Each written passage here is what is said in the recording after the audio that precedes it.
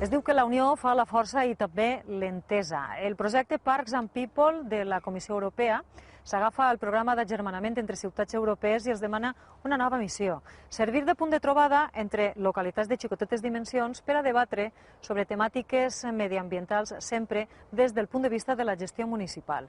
En el programa europeu participen 7 ciutats europees i entre elles està Bellreguard, a la Safor.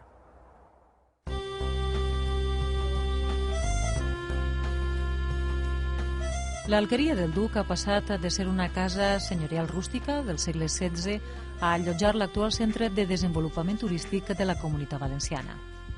La restauració de l'edifici es va iniciar l'any 1993 i amb el temps s'ha completat amb la recuperació de l'entorn, un ecosistema marjalenc format pels ullals de l'Estany i la Perla.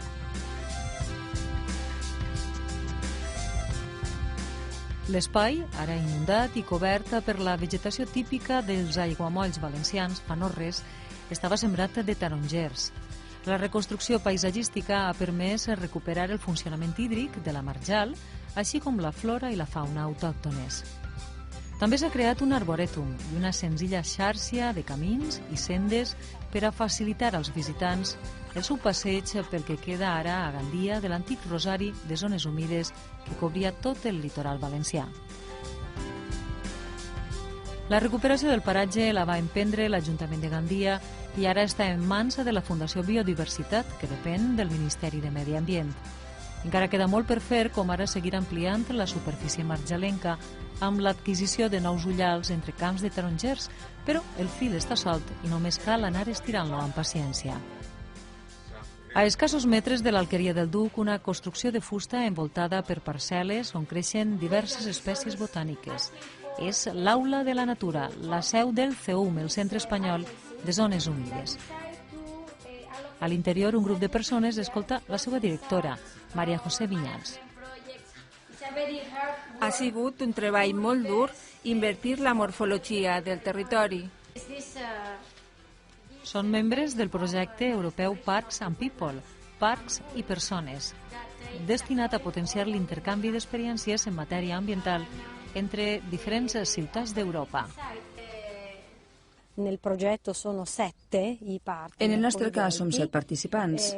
La idea és posar en contacte xicotetes ciutats per a reforçar a nivell personal, a nivell tècnic, institucional, experiències relacionades amb diferents matèries, ja siga la tutela de la biodiversitat, l'educació ambiental o temes lligats amb el medi ambient.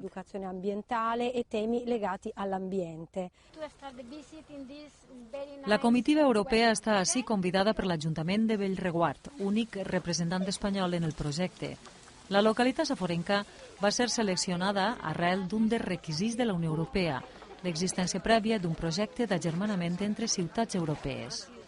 El grup s'ha construït a poc a partir de 2 ciutats xicotetes de la província de Bologna, Bazzano i Zola Pedrosa, que formen part del Consorci de Gestió del Parc de la Batge de Monteveglio, l'entitat que ha presentat el projecte a la Unió Europea. Aquestes 2 ciutats de la nostra regió ja estan agermanades amb Bellreguard per part de Bazzano i amb Timra, la ciutat sueca agermanada amb Zola Pedrosa.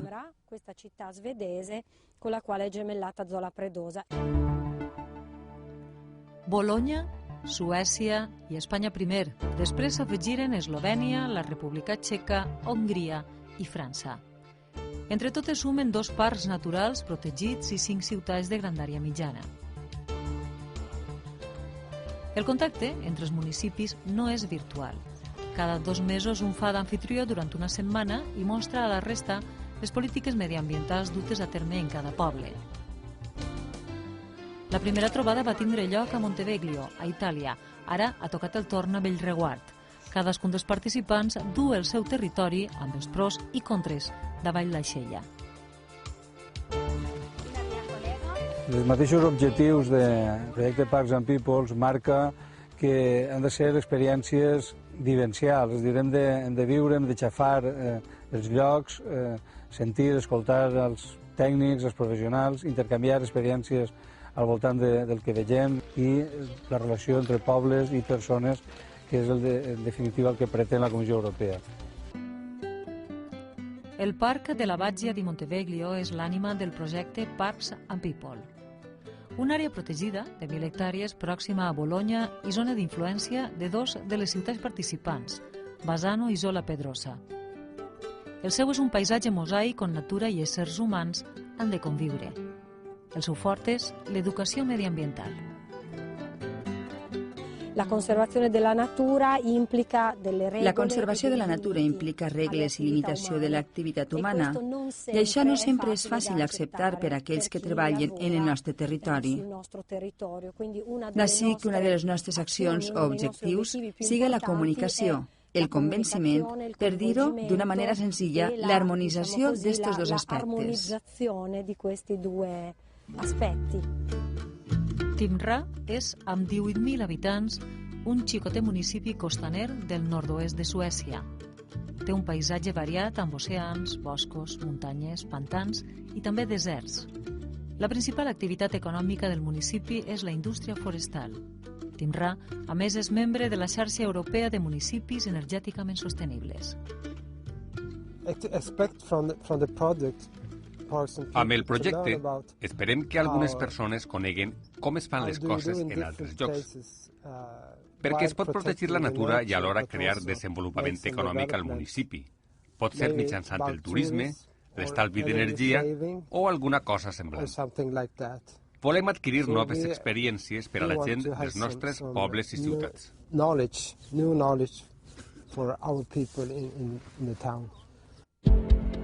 Velenia és, amb 34.000 habitants, la quinta ciutat més poblada d'Eslovènia, un centre polític i econòmic densament urbanitzat des del 1950, quan comença el desenvolupament miner al territori. A causa de l'activitat industrial en el passat, és una ciutat molt contaminada.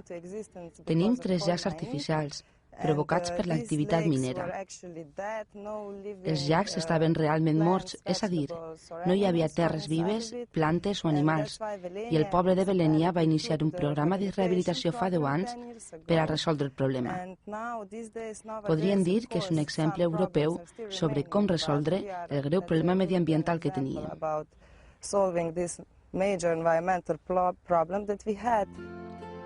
República Txeca, de Sant Oest. La localitat de Velka està situada en una de les majors reserves d'aigua del país. El seu és un clima fred i extremadament humit, amb nevades habituals durant tot l'hivern. L'abundant aportació hídrica alimenta un potent sistema d'aiguamolls semblants als nostres. Ara bé, l'acció humana lligada a qüestions polítiques del passat ha deixat empremta al territori. Degut a la Guerra Freda, durant el comunisme no es podia eixir del país.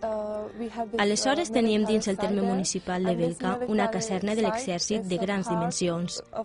Les instal·lacions militars ocupen una superfície de 50 hectàrees.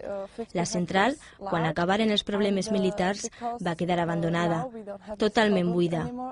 Això va passar fa 5 o 6 anys, quan els 2.500 soldats que hi vivien foren traslladats. Ara els edificis d'esta àrea no tenen cap ús, tampoc la terra. De manera que en el nostre municipi estem posant en marxa un ambiciós projecte de revitalització en esta immensa superfície de territori. Per a dur-lo endavant, comptem amb un pla d'ajuda econòmica. Quan organitzem la visita a la nostra ciutat, centrarem les activitats en donar a conèixer el treball que estem fent en la central militar. 160.000 hectàrees d'extensió i 27.000 habitants, un luxe al centre de França.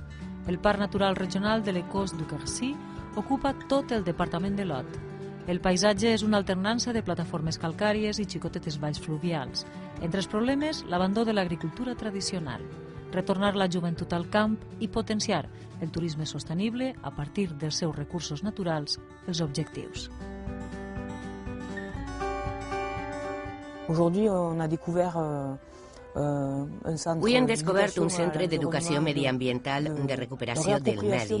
És portable al meu territori, on actualment n'hi ha el projecte de creació d'una reserva nacional d'interès geològic a partir de mines de fosfat que han sigut explotades des del segle XIX i que han estat utilitzades com a zones de descàrrega des que van ser tancades. Cal revertir este ús. És molt important des del punt de vista de l'ensenyament paleontològic i arqueològic i també com a font de turisme sostenible, perquè el nostre parc ha signat la Carta Europea de Turisme Sostenible.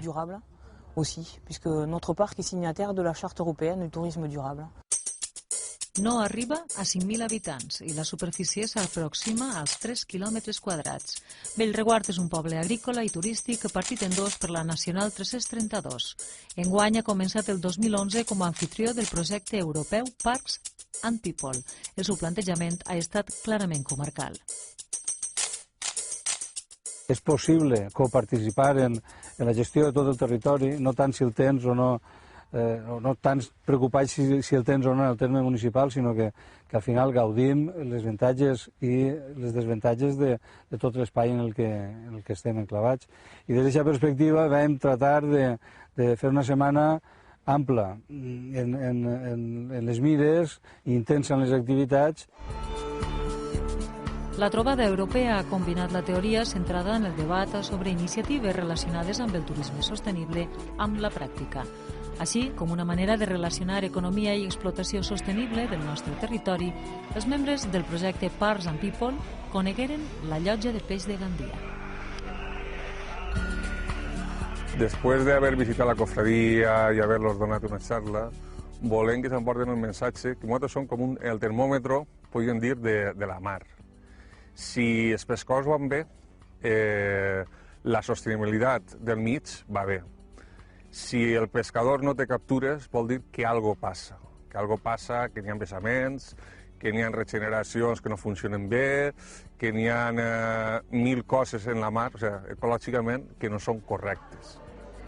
Els socis europeus conegueren també la filosofia del Bellreguard sostenible amb la visita a l'escola de primària del poble, on els xiquets es prepararen tallers relacionats amb el reciclatge i la salut alimentària.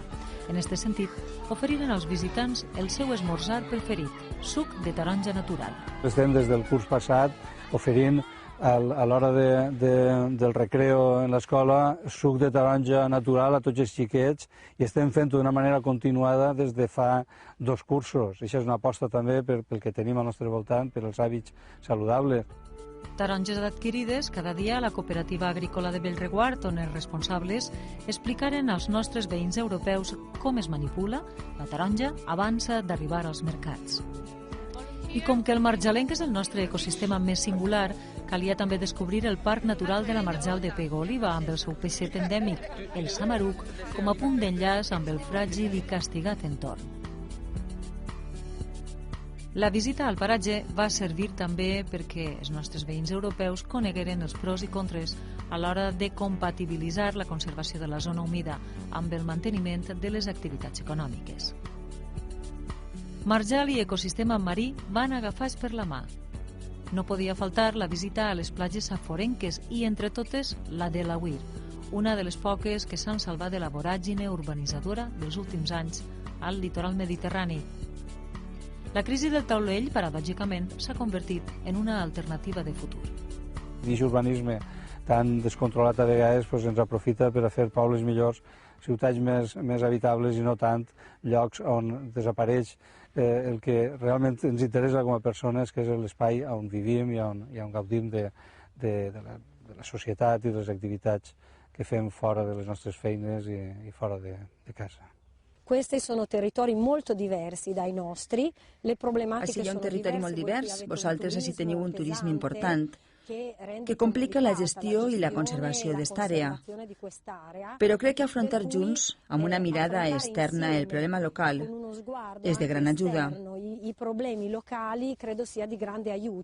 És igual que per a nosaltres, és molt important veure el punt de vista de tots els participants sobre temàtiques que nosaltres vivim cada dia i que estem habituats a guardar-nos al cap. La segona trobada dels socis del projecte Parks and People a la Safor ens ha deixat de record un arbre. El Populus alba creixerà a la vora de l'ullal de l'estany de Gandia com una peça més del trencaclosques que significa recuperar l'antiga marjaleria saforenca. Última foto de família abans de viatjar a Velènia, a Eslovènia, el mes que ve. Un municipi de gran bellesa paisatgística i una realitat mediambiental diferent de la nostra, marcada per una secular explotació minera. Descobrir-la i compartir-la és un dels objectius del projecte europeu Parks and People.